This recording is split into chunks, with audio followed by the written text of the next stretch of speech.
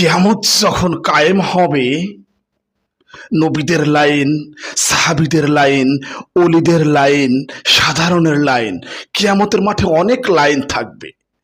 শুধুমাত্র বিশ্বনবীর উম্মতের কাতার হবে ১২০ কাতার, আর বাকি সমস্ত নবীদের কাতার হবে মাত্র ৮০ কাতার। কিয়ামতের মাঠে বিশ্বনবীর কাতার থাকবে, বিশ্বনবীর উম্মতের কাতার থাকবে ১২০ কাতার, বাকি সব নবীদের কাতার হবে ৮০ কাতার। সবাই অপেক্ষায় আছে, সবাই অপেক্ষায় আছে। হঠাৎ করে একটা আওয়াজ আসবে, সকলেই মাথা নিচু করো।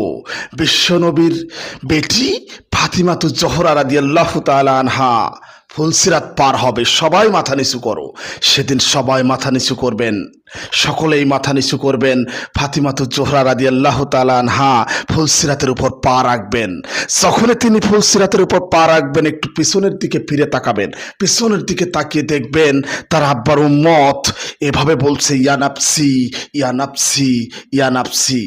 তখন ফাতিমা রাদিয়াল্লাহু তাআলা আনহা ফুলসিরাতে পা রাখবেন না, আর তিনি বলবেন ফুলসিরাত পরে পার হব, আগে আল্লাহর সাথে আমার কথা আছে।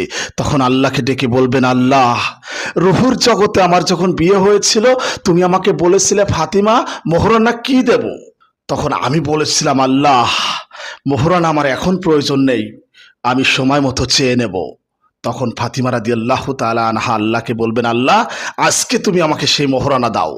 আল্লাহ বলবেন, ফাতিমা, তোমার বিয়ে হয়েছিল রুহুর জগতে, রুহের জগতে তোমার বিয়ে হয়েছিল, এখন তো কিয়ামত হয়ে গেছে, হাসর হয়ে গেছে, মিজান হয়ে গেছে, তুমি এখন মোহরানা চাচ্ছ? ফাতিমা রাদিয়াল্লাহু তাআলা আনহা বলবে, হ্যাঁ আল্লাহ, মোহরানা আমার এখন লাগবে। তখন আল্লাহ বলবেন, ফাতিমা, কি মোহরানা চাও? ফাতিমা রাদিয়াল্লাহু তাআলা আনহা এভাবে বলবেন, আল্লাহ, মোহরানা হিসাবে আমি চাই তুমি আমার আব্বার উম্মতদেরকে জান্নাত দিয়ে দাও।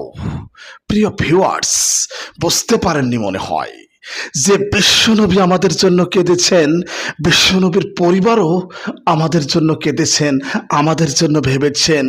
সেই বিশ্বনবী, সেই পরিবারটাকে কতটুকু ভালোবাসতে পারলাম আমরা।